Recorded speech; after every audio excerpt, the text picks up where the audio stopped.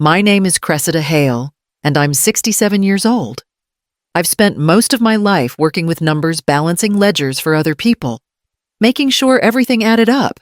I liked things that could be proven, things that fit neatly in rows and columns. People were never that simple, but I tried to believe love could be measured in patience and forgiveness. That afternoon, the sky over Charleston was heavy with heat. I had the windows open, a faint hum of cicadas outside. My old cat, Marnie, asleep near the curtains. I was halfway through checking my monthly expenses when the door slammed open. My daughter stood there, Serafina, 40, beautiful, furious. She didn't greet me. She held a folder in her hand. Its edges crumpled as if she'd been gripping it for hours. "Sign these," she said. When I asked what they were, she tossed them on the table. Bank transfer forms. My name printed neatly beside hers. Her voice shook. "It's just temporary. You'll still have control. I just need access." I told her no. I said money could be replaced. But trust couldn't. That was when her face changed, like something hard had clicked into place. "Sign it," she hissed, "or I'll hit you harder this time." I thought she was bluffing. She wasn't. The sound came first, a sharp crack, followed by a blinding rush of pain. I tasted blood, warm and metallic. Marnie darted under the sofa. The papers fluttered to the floor like white birds scattering. For a moment, neither of us moved. Then Serafina grabbed her purse and fled, leaving the door open, the afternoon light slanting across the blood on my shirt. The neighbors' wind chimes clattered in the heat, but I couldn't bring myself to call for help. I pressed a dish towel to my nose and sat very still, afraid the world would collapse if I moved. By the time I tried to stand, the room had turned hazy. The forms were still on the floor, edges dark with my fingerprints. I remember thinking I should clean them before anyone saw. Then everything went black, and somewhere in the distance, Marnie began to cry. When I woke, the ceiling above me was white and humming. The air smelled faintly of disinfectant and cotton gauze. A nurse was leaning over me, asking how long ago the injury had happened. Her voice was soft, but the pen in her hand didn't hesitate as she wrote down assault, possible elder abuse. The words stung worse than the pain. I tried to correct her, said it was an accident, that my daughter hadn't meant it, but my throat caught halfway through the lie. She just nodded, professional and kind, and taped a fresh bandage across my nose. I was released that night with a packet of instructions and a warning about dizziness. The house felt foreign when I stepped inside. The overturned chair was still there, a faint rust-brown stain on the tile where the towel had fallen. I cleaned in silence until my hands trembled too much to hold the cloth. At 3 a.m, the phone rang. The sound was sharp, metallic. I thought it might be Serafina calling to apologize. Instead, a calm voice introduced herself. "This is Priya Sethi from the Bank of Charleston Security Division." She spoke gently, the way people do when they know they're about to deliver bad news.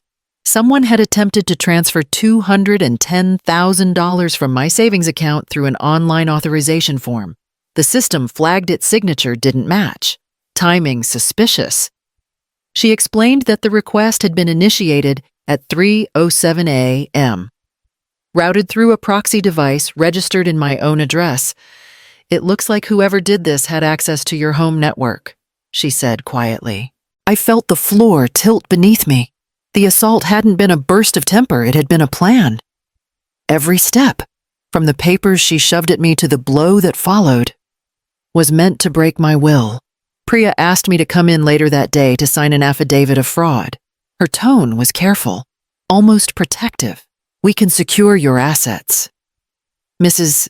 Hale, but we'll need your statement." After she hung up, I sat by the window until dawn, the phone still in my lap. The city outside silent, except for the faint sound of the harbor bells marking another hour I couldn't sleep through. By the time I returned from the bank, the house felt smaller, as if it had been holding its breath in my absence. The afternoon light slanted across the living room, pale and unforgiving.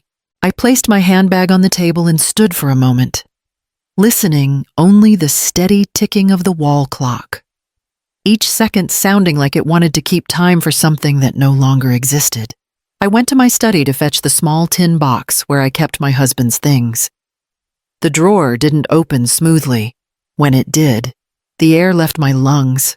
The velvet pouch was gone, the one that held Owen's pocket watch, the gold one with the faint engraving on the back. For every borrowed sunrise. My mother's cameo brooch, too. The one Serafina used to play with as a child. The lock on the drawer was scratched. The brass warped slightly.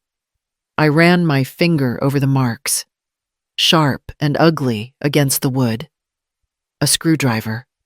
Maybe. The thought made my stomach twist. I checked the small compartment where I kept emergency cash, 4 envelopes labeled by month. Only February's was still there, half full. The others had been slit open, the edges uneven, as if done in haste. I sat down on the edge of the bed and tried to breathe. Numbers started running in my mind. The way they used to when I balanced ledgers, how many weeks, how many visits, how many quiet moments when she'd said, "I'll just check your mail, Mom, or rest. I'll lock up for you." A knock startled me. It was Etta Crow, my neighbor, holding a basket of figs from her garden. She hesitated before stepping inside. "Cressida, I wasn't sure if I should say this, but I've seen Serafina around while you were out. A few times. During the day, I thought you knew." I nodded, unable to form words. When she left, I went to my desk, opened my old account book, and began to write. Not in dollars this time, but in losses: the watch, the brooch, the envelopes, the truth. Each line steadied me. Each word was a reckoning, adding up not the money, but the years of trust that had been quietly withdrawn while I wasn't looking. The next morning, I walked to the corner office of Harlan Reeve, the lawyer who had managed Owen's estate years ago. His name still gleamed faintly on the brass plaque beside the door, though the edges had begun to tarnish with salt air. Inside, everything was the same oak shelves. Faint smell of coffee and paper. A small fan humming behind his desk. Harlan looked up from a stack of folders. His silver hair slicked neatly back. "Cressida Hale," he said, standing to shake my hand. "Haven't seen you since we signed Owen's trust. How are you holding up?" I told him enough for the silence to grow heavy between us. He listened without interruption, just a few notes scratched on yellow paper. When I finished, he exhaled slowly. "What you're describing falls under elder financial exploitation, and the assault makes it criminal. If you choose to proceed, your daughter could face both state and federal charges." The word daughter hung between us like smoke. "I'm not sure I want her in prison," I said quietly. "I just want to be safe, to stop looking over my shoulder." Harlan leaned forward. "Once you file, there's no turning back. The law doesn't bend for family ties, but it does protect you. I'd suggest freezing every account, changing your online credentials, and installing surveillance quietly." He opened a file drawer and withdrew a form. "We'll start with an affidavit for fraud. This gives the bank and police authority to act." The paper looked harmless white, thin, ordinary, but I could feel the weight of it. My hand trembled as I signed. "There," Harlan murmured. "That's the first step. From here, we let the law do its work." As I left his office, the bruise along my cheekbone pulsed in rhythm with my heartbeat. But for the first time in days, it didn't feel like pain. It felt like proof. The pen had done what words and love had failed to do, drawn a boundary I could finally enforce. It was close to midnight when the phone rang again. I almost didn't answer. My nerves were threadbare, but the voice on the other end wasn't Serafina's. It was deeper, uncertain. "Mrs. Hale, this is Miles Archer. We met once." Years ago, I used to be with your daughter. I remembered him faintly. Tall, polite. A man who once helped fix my porch steps. His tone now carried a quiet urgency. I wouldn't be calling if it weren't serious. Serafina's in trouble. Bad trouble. He hesitated before the rest came out in a rush. She's been using oxycodone for months, started after her last job loss. Said it helped her steady her nerves. But it's worse now. She owes money to people you don't want knowing your name. Loan sharks. Around 60,000. From what I've heard. My fingers tightened around the receiver. Are you sure she's been selling things? He said softly. Pawn shops downtown, antique jewelry. Silver sets. I recognized your husband's pocket watch in one window 2 weeks ago. I tried to buy it back, but someone got there first.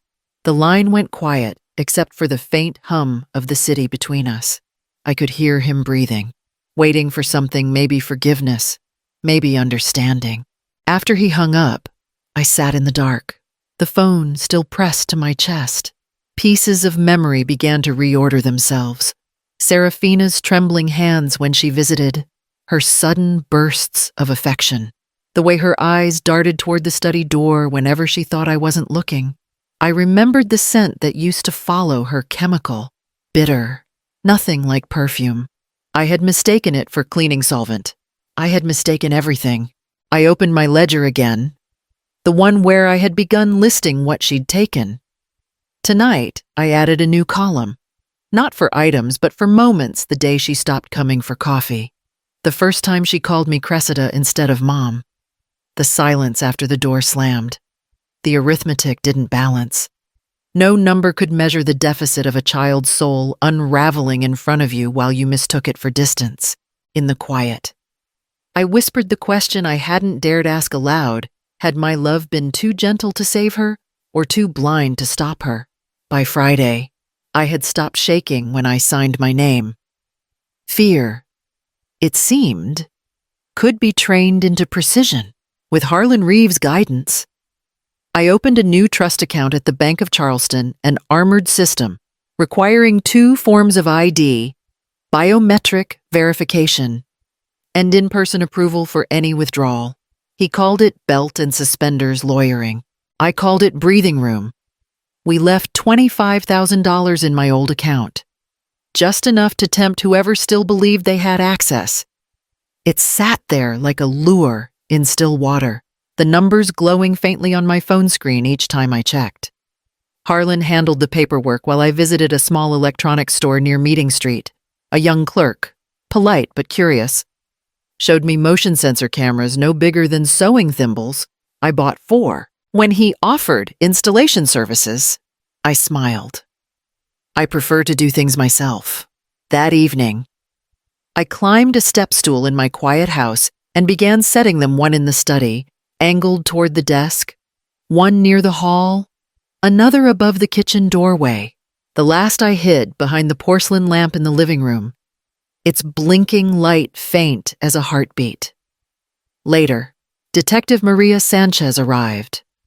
She was younger than I expected, mid-30s, crisp navy suit, eyes sharp but kind.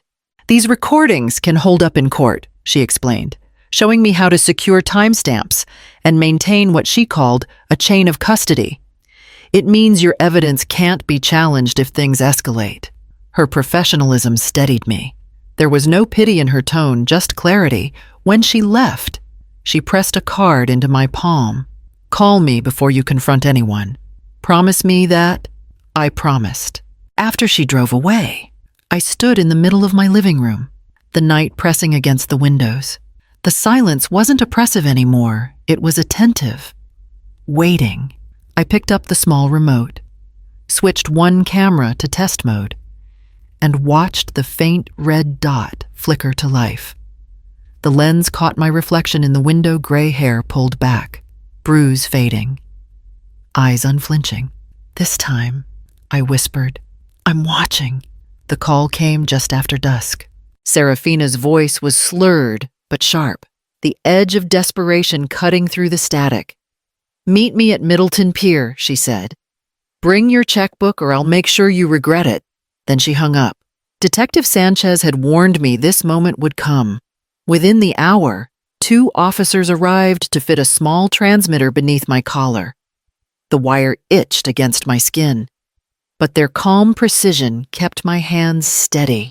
Remember your phrase, Sanchez said quietly. Once you say it, we move.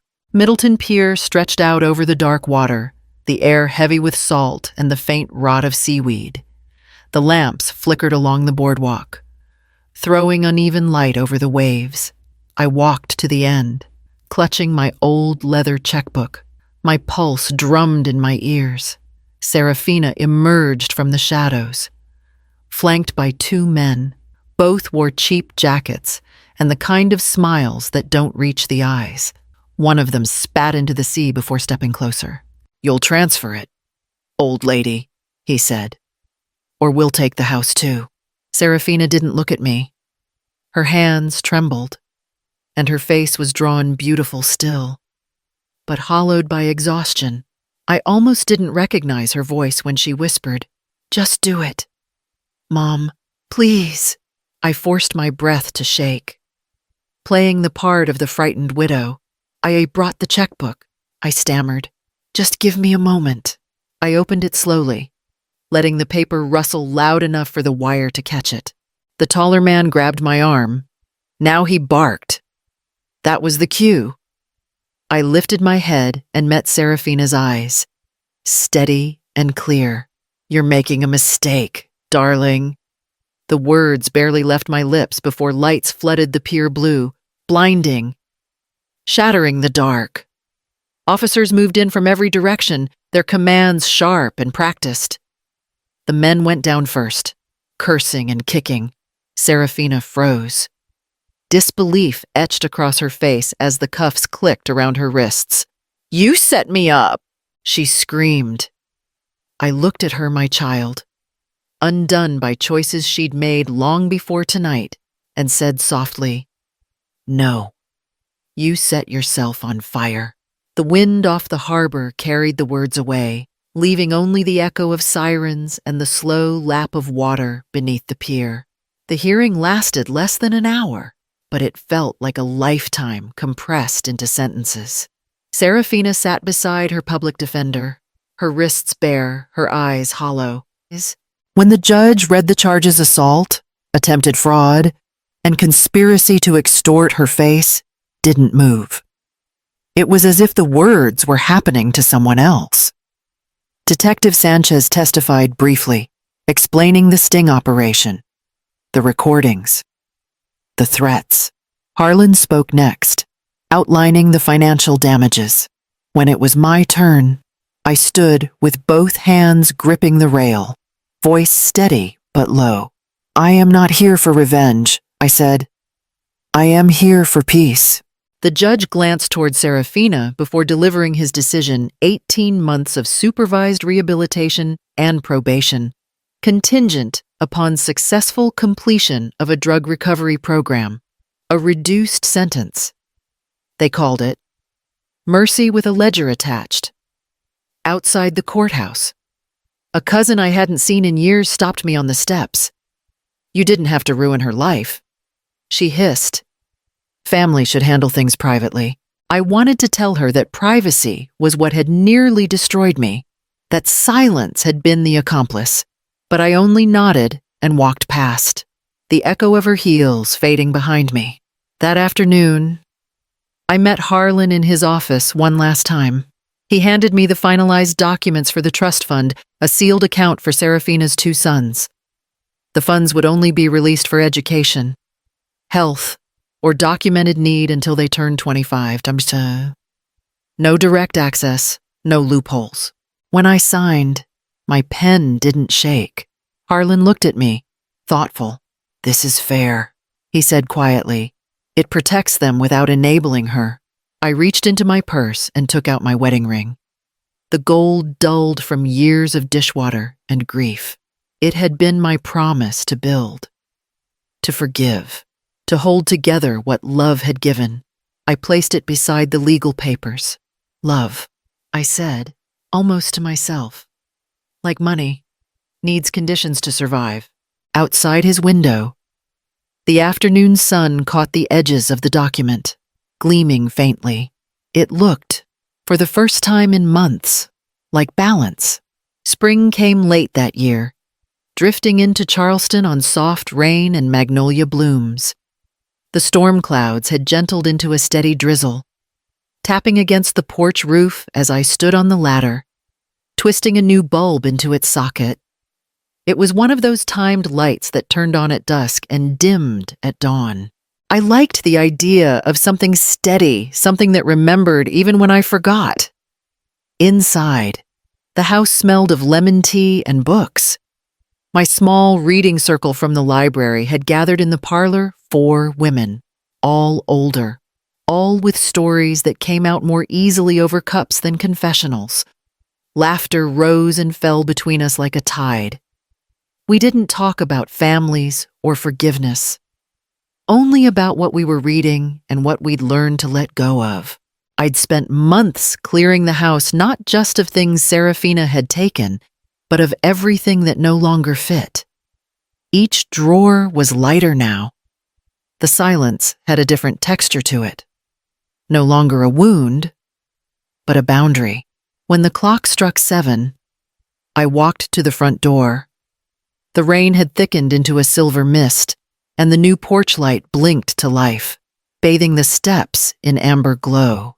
Beneath it, I had fixed a small brass plaque I'd ordered from a craftsman downtown. The engraving caught the light. Home by invitation only. The women were gathering their coats, chattering softly. One of them, kind-eyed Martha, paused by the doorway and brushed my arm. "That's a good rule," she said, nodding toward the plaque. "It took me a lifetime to learn it," I replied. When they left, I stood for a moment at the threshold, watching the light spill across the rain-slicked steps. My reflection shimmered faintly in the glass, an older woman, hair silver, face lined, but no longer afraid of her own walls. "They thought they took my peace," I whispered. "But peace isn't given, it's practiced, one boundary at a time." Then I closed the door gently, and for the first time in years, the sound of the latch felt like grace.